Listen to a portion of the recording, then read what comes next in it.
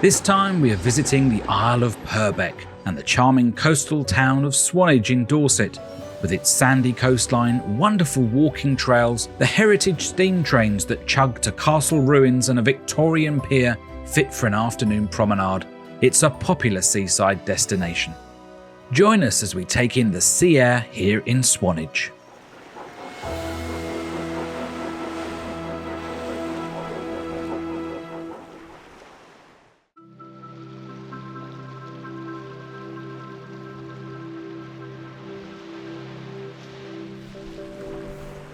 Good morning from a sunny but very breezy Swanage. Don't be deceived, it's still very cold out on this late March morning, but that is not stopping the local boating club from hitting the waves to train. Apologies for the wind noises in this video. Even with our microphone protections, the gusts of 30 to 40 mile/hour winds at times can be heard.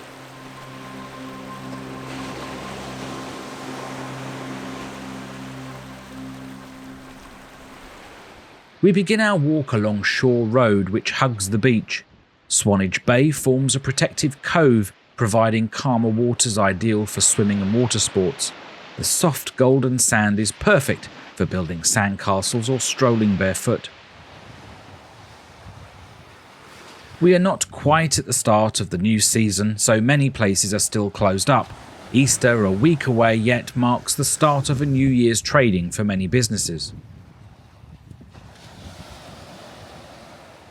Purbeck is not quite an island but a stunning peninsula that serves as the gateway to the Jurassic Coast. This 95-mile stretch of southern England's coastline is famed for its unique geology, a story written in rock layers spanning millions of years. The Romans weren't the first to appreciate Purbeck's riches. They, however, left their mark by extensively quarrying the prized Purbeck stone. This versatile limestone found its way into buildings all over the country. The stone held a special secret. When polished, it took on a remarkable resemblance to marble, earning it the name Purbeck marble. This unique limestone, prized for its beauty, became a cornerstone of medieval decoration. Cathedrals, abbeys and palaces across England boast Purbeck marble columns, shafts, fonts and tombs.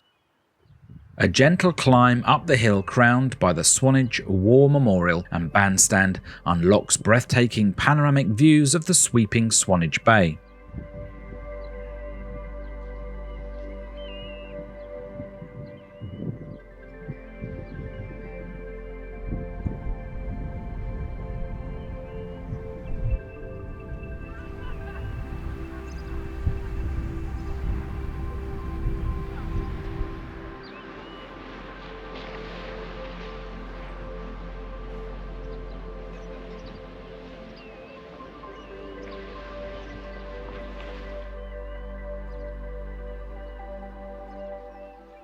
We have an appointment to catch a train, and a few roads back from the seafront, the familiar, nostalgic, romantic smell of the locomotive smoke guides us to the Swanage Heritage Railway.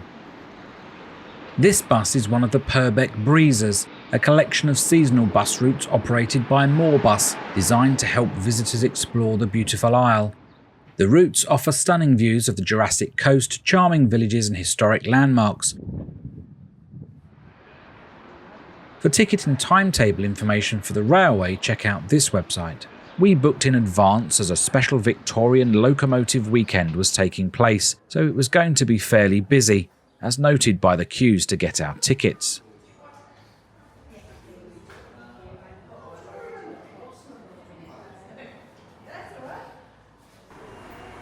The grand seaside terminus of the line has been wonderfully restored, and you can imagine the crowds of excited Victorian visitors arriving in Swanage to enjoy a break at the seaside, a place many may never have been before.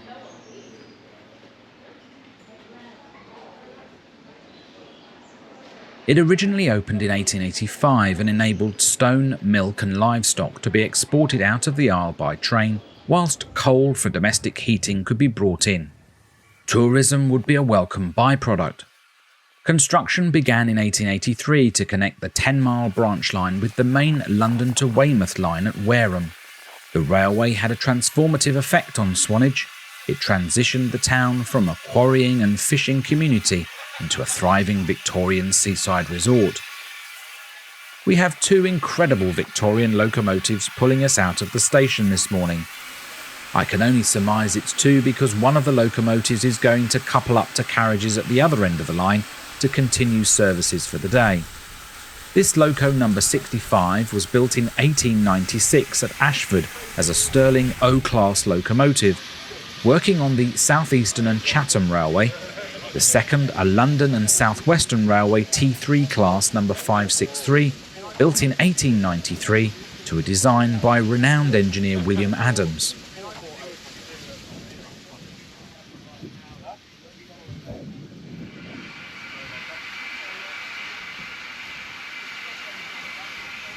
We should probably think about getting on board. We don't want to miss the departure. There is an observation car at the back of the train which you can book for a few extra pounds. This car, number 14, Devon Bell, went on tour with the Flying Scotsman to America in 1969, but due to financial difficulties couldn't be brought home and remained in San Francisco until the Swanage Railway spent £60,000 repatriating it via the Panama Canal in 2007. Quite a story.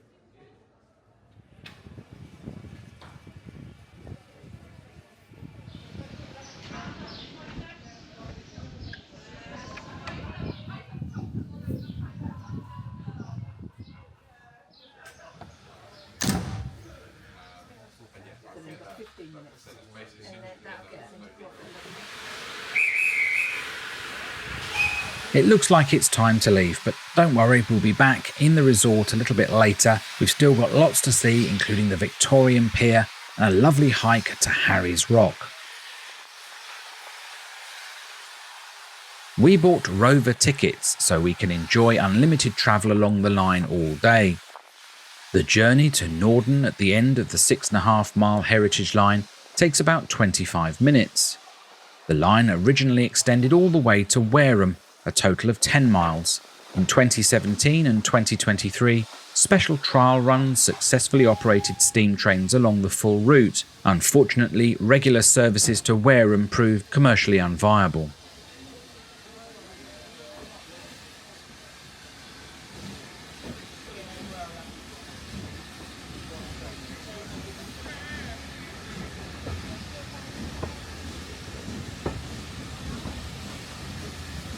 In Victorian times, a train journey from Wareham to Swanage cost a mere 11 old pence. This was a remarkable saving for tourists, considering a coach and horses took an hour and a half and cost a hefty 2 shillings and 2 pence.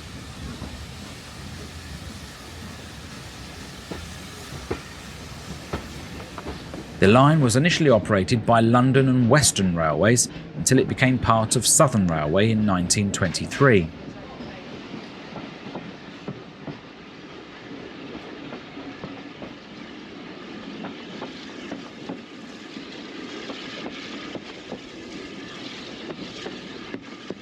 The Swanage branch line thrived from the 1880s to the 1940s. It played a vital role in moving evacuee children from London in 1939 and transporting troops for D-Day in 1944. Dorset's rolling hills has long sparked the imagination of artists and writers. Literary giants like Thomas Hardy and Enid Blyton found endless inspiration in this landscape. Whilst Enid never resided in Dorset, as a child her family's frequent holidays to Swanage and nearby Studland undoubtedly influenced her beloved stories.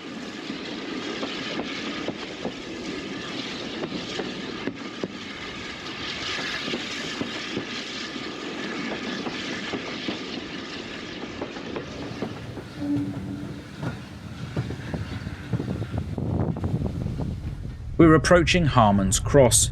Though it looks like a classic station, it was actually built in 1989 to open up this beautiful area to walkers, campers and nature lovers. The platforms, those charming buildings with Portland stone, even the signal box were all rescued from other locations and lovingly restored.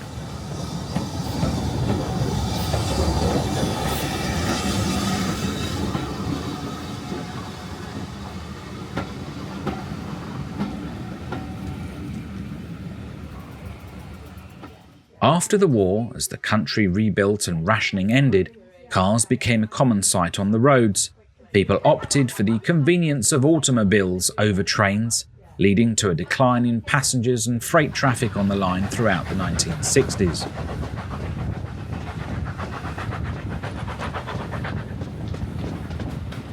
Despite narrowly escaping the infamous beaching cuts of 1963, the branch line's luck ran out. Freight services ceased in 1965, the line was reduced to a single track, and in 1967 British Rail announced its closure. Fierce local opposition delayed that, but they couldn't save it. Direct services to Swanage ended, forcing passengers to change at Wareham, and sadly the branch line closed completely in January 1972.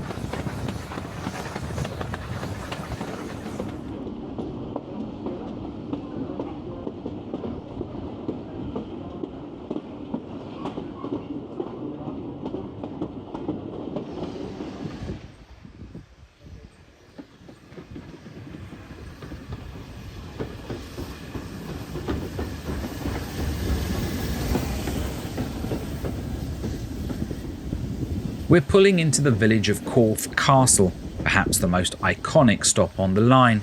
Just look at that breathtaking view of Corfe Castle perched on the hill.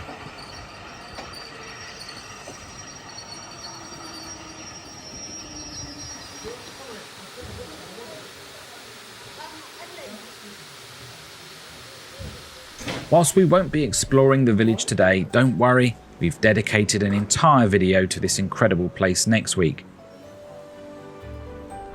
Get ready for a charming stroll through its streets, fascinating history, and must-see attractions. We'll even tackle a short but invigorating hike to the hills around the castle. Make sure you're subscribed so you don't miss a moment.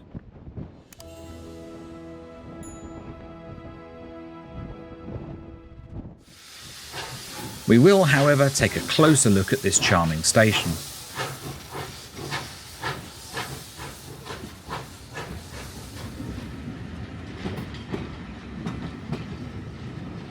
Sadly, after the line closed, its fate seemed sealed. Within 6 months, tracks were torn up and buildings boarded for sale. A determined group of railway enthusiasts and local volunteers envisioned a different future, a heritage line and tourist attraction. Their uphill battle to save the branch line is a fascinating story you can explore in the Railway Museum right here in the restored Goodshed. It holds a host of artifacts from the line and charts the story of the 30-year rebuild.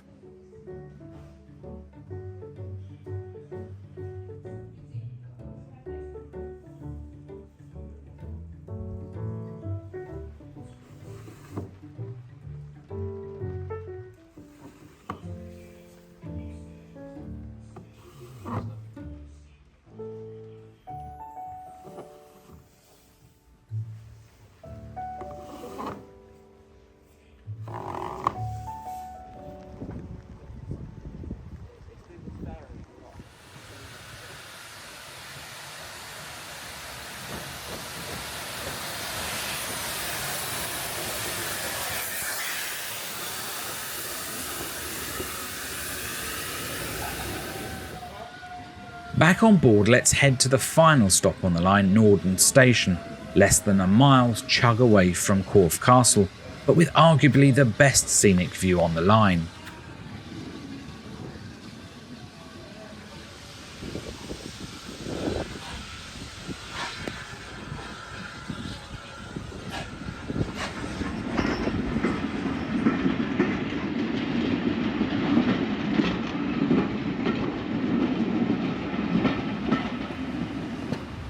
Built shortly after the Norman conquest, Corfe Castle was a royal stronghold for centuries, witnessing battles, intrigues, and even imprisonment. Its strategic location made it a key defensive point, and it underwent significant structural changes over time.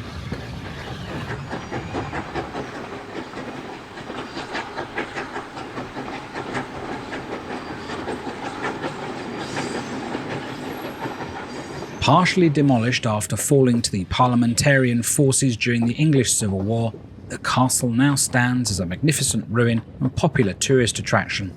We'll see more of it in next week's video.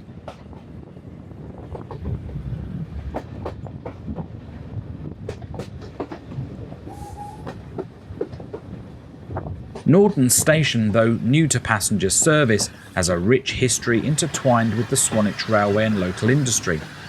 Originally the site of the Norden Ball Clay Works, the area was served by railway sidings for transporting clay. In 1995, the new Norden Station was built as a park and ride facility, addressing parking concerns at Corfe Castle and providing convenient access to the Purbeck's attractions and the Purbeck Mineral Mining Museum that is positioned 5 minutes walk behind the station. We won't get to go in the museum sadly, as we need to head back to Swanage and see more of the seaside resort, but should you visit you can experience the sights and smells underground, experiencing life as a ball clay miner.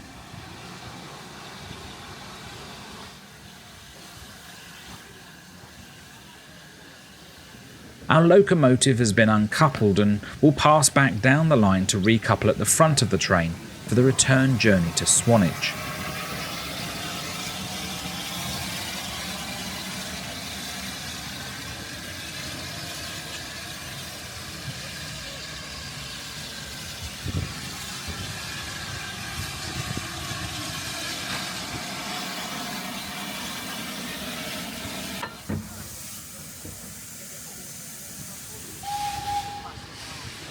We'll quickly head back to Swanage now with just a few highlights in the opposite direction.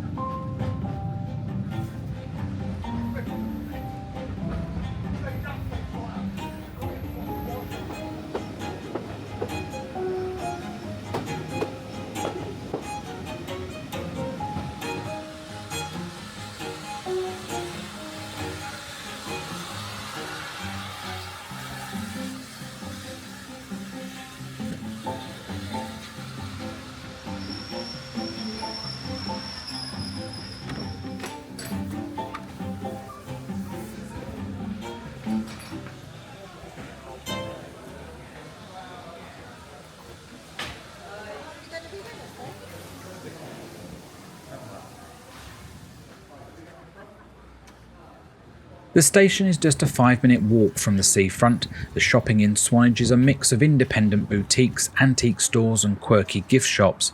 The food outlets range from a few pubs to the much-loved seaside fish and chip shops. Heading down to the parade, we are going to walk to the Victorian Pier. John Mowlem, a native of Swanage, was a 19th century stonemason and entrepreneur who left a significant mark on his hometown. After establishing a successful construction company in London, Mowlem returned to Swanage and became a generous benefactor. He funded the construction of the Mowlem Institute and other projects that benefited the community. His nephew George Burt continued his uncle's philanthropic legacy by building Delston Castle and the Great Globe, a mile away from the town. He also built the pier and brought the railway to Swanage. Mowlem's impact is still evident, with his name memorialised in various landmarks and streets. This granite Tuscan column, known as the King Alfred Memorial, commemorates a naval battle fought by Alfred the Great against the Danes in Swanage Bay in 877. Mowlem erected this in 1862.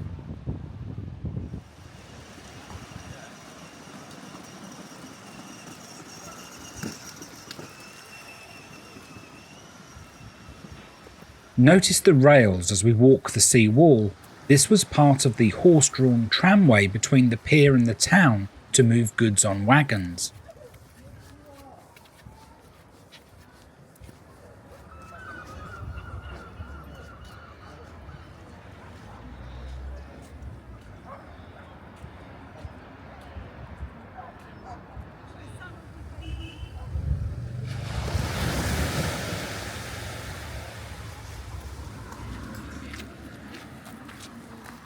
We are passing the Prince Albert Gardens and will pop back here later as the pier shuts at 4 p.m.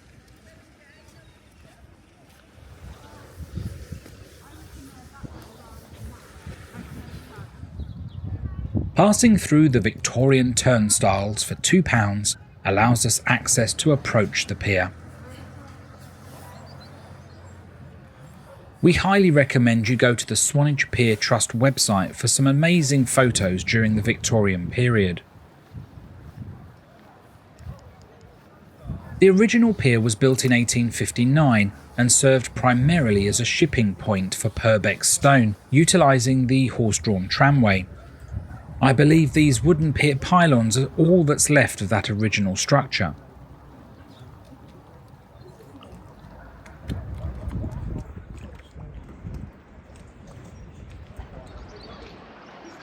In the late 19th century, popularity of the seaside resort necessitated a new, larger pier to accommodate passenger steamers. This second pier, constructed in 1895, features the distinctive wooden promenade and a lifeboat station. It quickly became a hub for day trippers and holidaymakers, offering boat trips, fishing excursions and entertainment.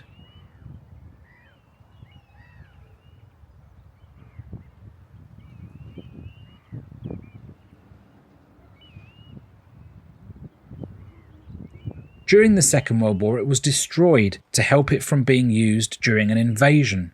Once the war had ended, it was rebuilt so it could be used for steamships again. The last steamer departed the pier in 1966, and it was left and no longer used. In 1994, a group of residents decided to help restore the pier to how it once was, and so today, thanks to the Trust, we can again enjoy a stroll.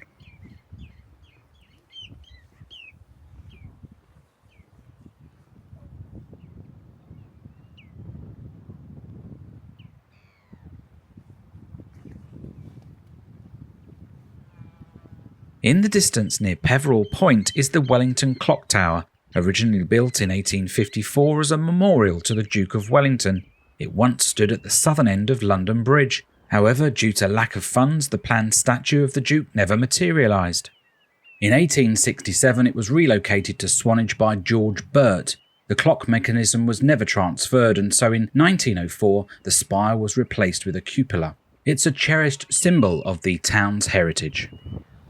Swanage Bay holds many wrecks below the waves, the most famous of which is the SS Kyara or Kiara, I'm not entirely sure, a former passenger liner and World War I troop carrier. It met a tragic end when it was torpedoed by a German U-boat off the coast of Swanage in 1918. Today, the remarkably intact wreck rests on the seabed at a popular diving site. At the Swanage Museum and Heritage Centre, you can delve into the ship's history and see some of the artefacts raised, but sadly it had already closed when we walked past. This information board shows some of the finds.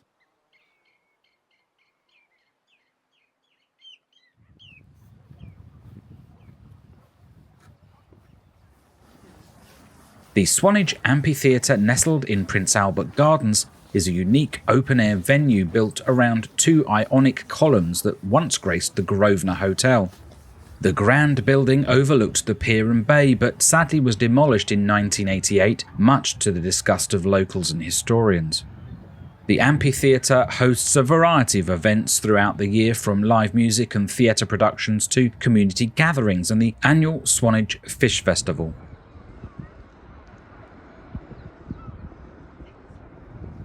Further up the hill is the Prince Albert Memorial, a stone obelisk built in 1862 to commemorate Prince Albert, the husband of Queen Victoria, following his death in 1861. It is notable for being the earliest civic memorial dedicated to him. Originally located in the High Street, the memorial was dismantled in 1971 to make way for new housing. The pieces were stored for 50 years before being re-erected in 2021 at this new location.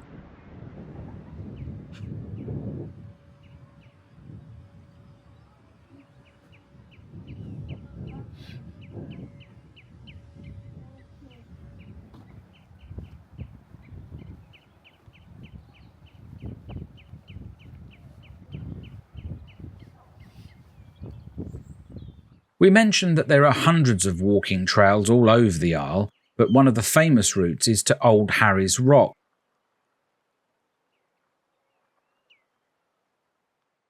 You can get the Breezer bus from the station in 17 minutes or drive as we did.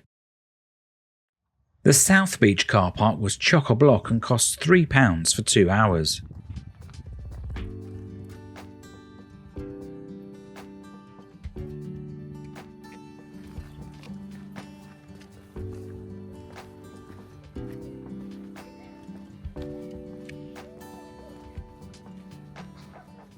The Banks Arms Inn looks like a nice place for a drink. It's 16th century and built from local quarried Purbeck stone.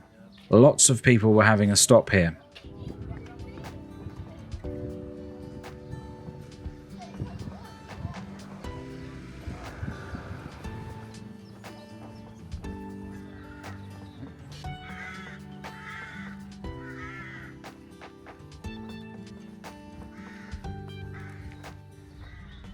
Path down to South Beach. We're going to Old Harry's Rock this way. 1 mile.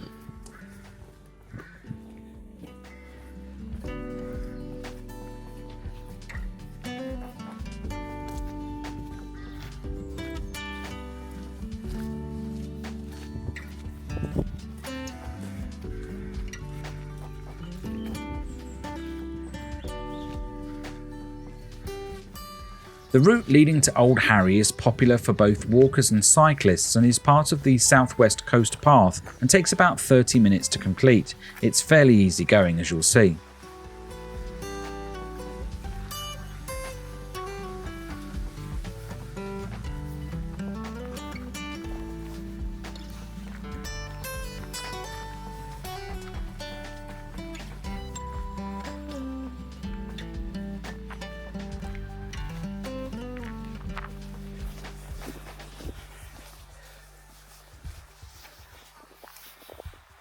Old Harry actually refers to the single stack of chalk standing furthest out to sea. Until 1896 there was another stack known as Old Harry's Wife, but erosion caused her to tumble into the sea, leaving just a stump.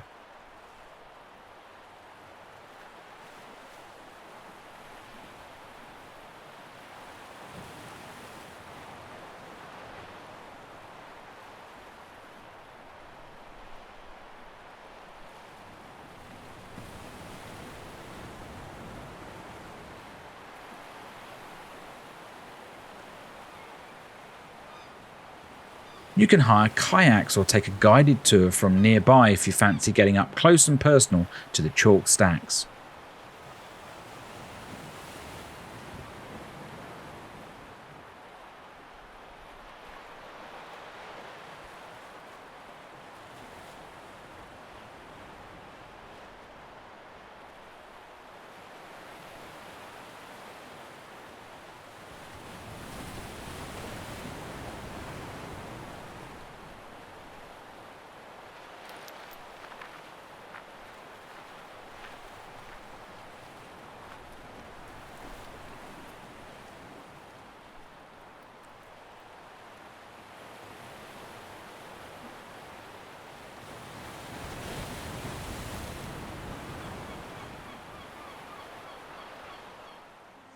Whilst we take a well-earned break, you can look ahead to next time.